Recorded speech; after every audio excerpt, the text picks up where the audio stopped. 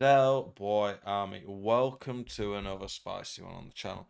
Haven't done tutorials for a while, but I thought it's been a while since I've done one, and I thought it'd be good to get on with some more. The game's changed quite a bit since the original launch at the end of September, so it's a good time to do some more. So today we are looking at attacking tips, just guide tutorial in general, how to attack better on FIFA 22.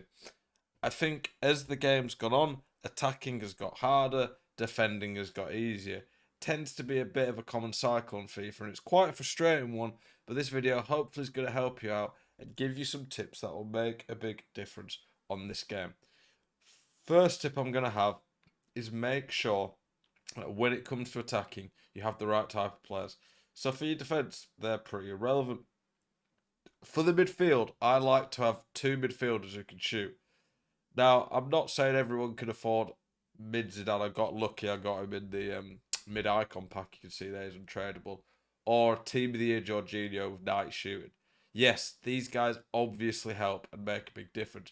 But at this point in the game, it really isn't that hard to have at least relatively decent midfielders who've got a good enough shot on them. For me, on my midfielders, unless I've got someone absolutely cracked like Team of the Year Kante or Prime Vieira or something, I want at least a 4-star weak foot, and I want, generally speaking, 80 plus finishing at this point of midfielder. So if they get a chance to shoot, they're going to be really good. It's nice as well to have someone like Zidane. You've got here finesse shot, 99 shot power long shots basically with a hawk. Someone like him who's got the 5-star weak foot can hit a finesse from anywhere. Having that in your locker just to be able to hit a finesse shot out of nowhere can make a huge difference, and it's definitely worth having that. And then for the attack, you need pace. You don't need crazy pace in the midfield.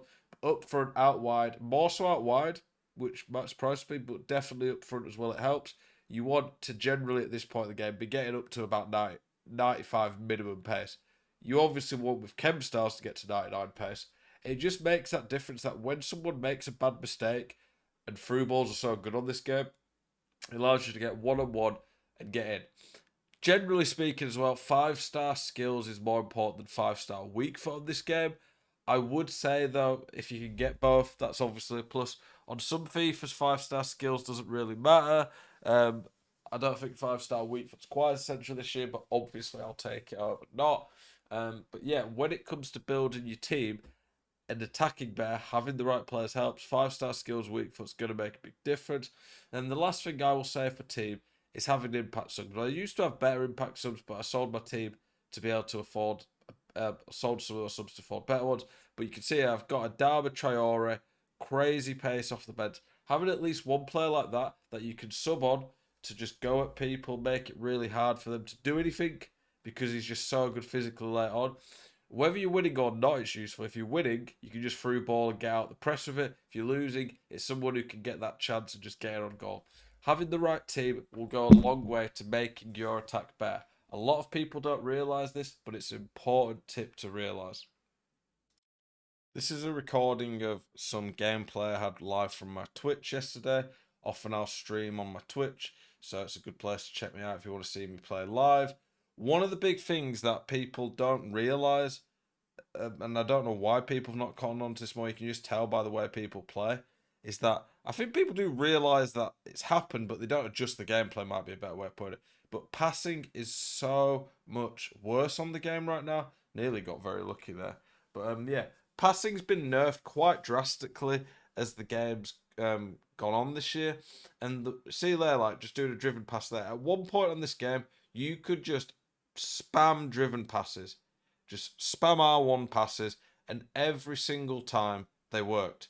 And when that happened, it was quite easy to break people down if they didn't defend well. Whereas now that they've nerfed passing really hard, you really have to think about it. That was quite a nice play by me. Don't know how he didn't score that. This clip here was quite a good example, actually, of build-up. So I dive in a bit there, but I intercept it well. Now, you can see here, pass out wide, 1-2 pass. Here, instead of forcing the pass, there, I wait until there's a nice gap. When I do that, I get in. Here, I know there's still a gap. And now there's a gap again. 1, 2. And here, I could have shot across goal. But instead of shooting across goal, I do a fake, catch my opponent off guard. Obviously doesn't end up working. But one of the main points that I want to make on this video that will make a huge difference if you can start doing it to your game is be a lot more conscious in your passing. So many people are just gung-ho, just spam passes without really thinking. And it really hurts the game. If you can get better at passing, up your passing accuracy, it'll make a huge difference. This is something that I preach every single FIFA. The better your pass accuracy, the more likely you are to win games. I'm not saying just pass between your keeper, centre back, and fullbacks all game, just for the sake of it. Because at the end of the day, obviously, you're not going to get anywhere doing that. But put it this way: if you have 95% passing, that is 1 in 20 of your passes are going to the opponent. That's not a lot. If you have 90%, 1 in 10 are going to your opponent. Starting to be a bit more. If you have 80%, 1 in 5 passes are going to your opponent. It is going to be really hard to score a goal if 1 in 5 passes are going straight back to your opponent. And obviously, if you have the ball, you can score. If you don't have the ball, you can't score, and your opponents can score. So I'm not saying just time waste or just keep the ball for the sake of it, but be more conscious on your passing like there. Use a driven pass when you can. If you don't have as good a team as me, don't play passes with players on their weak foot who've got awful passing. You do have to use your players more wisely. Like there, that was offside in the end, but that was a pretty crazy pass by Zidane. I wouldn't be trying that pass with a guy with 80 short pass. You have to look at the players you've got. I like it in a way that you have to think a lot more about the passing, but the passing's almost to the point now it's just too bad. That'd be my view on it. But it should be that the players who've got better passing and more noticeable. Like there, Alessandrini, before that would have worked, but I shouldn't be playing that with Alessandrini because his passing's not quite good enough. But yeah, everything starts and ends, to be honest, with passing when it comes to attack. If you can't pass the ball and move it properly, it is really going to hurt your game.